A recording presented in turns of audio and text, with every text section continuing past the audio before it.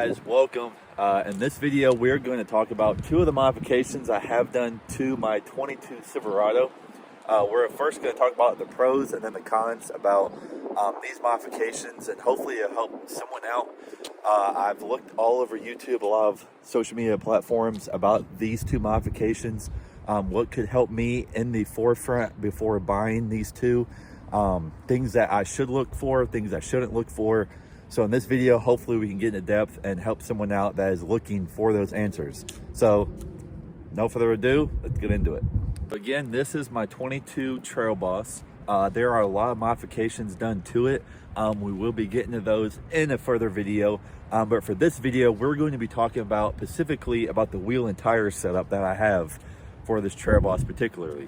Starting off with the pros, we got here 35 by 1250 R20 Falken wildpeak MT tire. When I was first purchasing the vehicle, I had in mind to definitely get a mud tire on here to test them out. My previous vehicles, I've only ran all-terrain tires, not mud tires. So I was a little bit concerned about how they would look, how they would perform, how they would sound on the highway, off-road, how they would perform. And so far, these tires have done very well. Looking at this tire, we have about just under 10,000 miles of wear and tear on the vehicle. We've taken this vehicle off-road once on a very moderate trail. And these mud tires have only performed but amazing. After the 10,000 mile mark, you start hearing a little bit more road noise. That has to do with the less tread that you have on your tire, and also it's a mud tire. So you're expecting a very loud, aggressive tire on the road, on the highway. But these tires here have actually done very well. It's just most recently we've started to get more road noise out of them. Another big thing that is a concern when I was looking for my wheel and tire setup that I did not find on YouTube. A lot of people are running a bigger lift kit. We will get into my lift kit in a later video.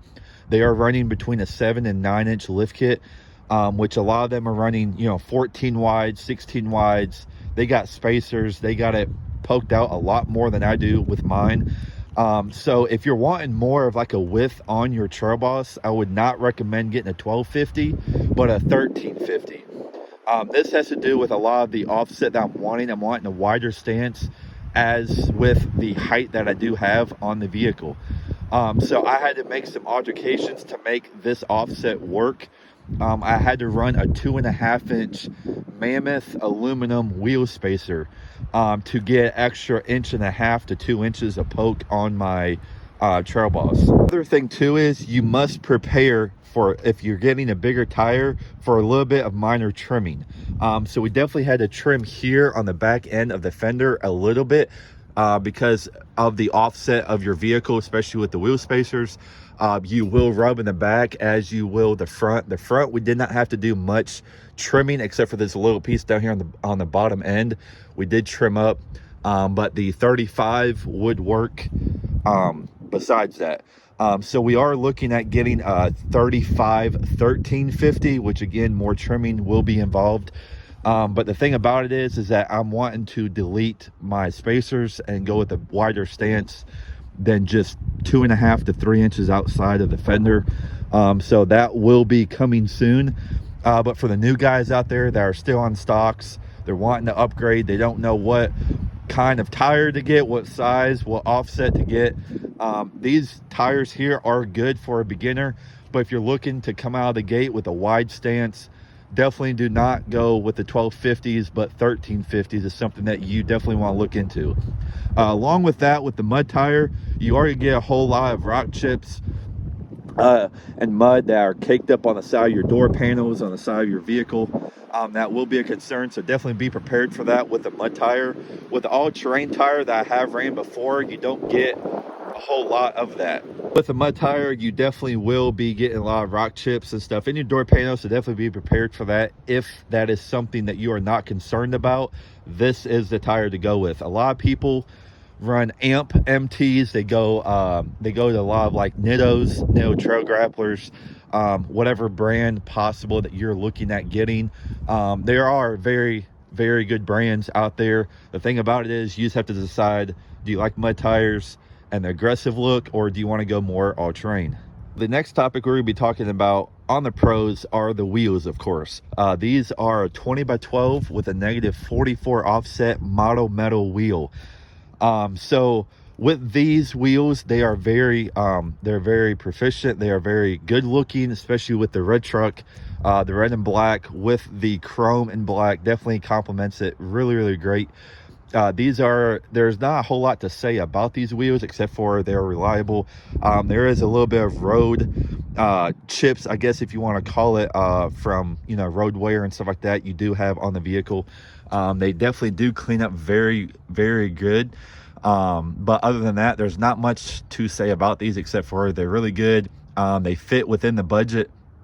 If you're not looking for like an American Force wheel or a KG1, you want to do something more of like low grade but yet look good, these are definitely ones to check out. Definitely looking for a budget friendly setup. This is a way to go. The reason I did go this route was because of one, I was afraid of what the stance was going to look like, what kind of tire I was actually going to get. I did not order these from Custom Offsets. This is through a local shop here where I live. Went through, so I wasn't really sure what I was going to get myself into, as this is my first truck build. So I didn't know what I was getting into, so getting the 1250s on 35 20x12s was definitely the way to go. A lot of people on YouTube, this is a concern for a lot of people looking at getting a setup like this. People on YouTube tend not to tell you what kind of offset their wheel is. They will usually go, like, oh, I got 26x14, or I got, 24x14s, and you don't know the offset. And that's something that really is concerning. The reason for that is that if you don't know the offset, a -44 versus a -76 is quite a bit. And a lot of people that don't tell you that, you don't know what kind of offset you're going to get on your truck until it gets put on. You paid the money for it and you hate it.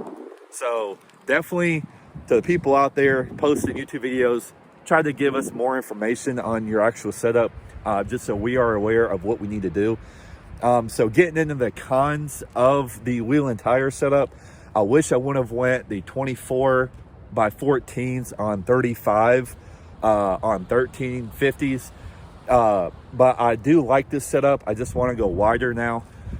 So like I said, the cons to this is I should have went wider the first time instead of spending the money for 35 1250s and not liking it because I want a wider stance.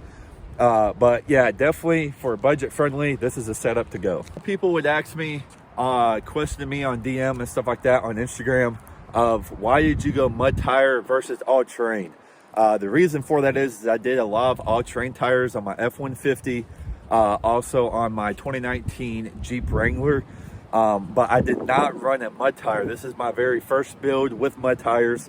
I wanted more of like the aggressive look for it. Also, I had intentions on going off-road until I actually bought the truck, and I was like, no, I can't ruin it with a whole bunch of rock chips and wear and tear and beating it against sides of mountains and trees and stuff like that. So I was like, I ain't doing that. But that was after I'd already purchased the tires. So the reason behind the mud tire is that also the mud tire just looks more aggressive, especially on a truck this size. It does come, this is the 22 Trailboss with a 5.3 V8 in it. It does come with a 2-inch from factory lift. So it was already a pretty big truck buying it. But then again, with the 35s, I thought it was gonna look a lot bigger, in which it is.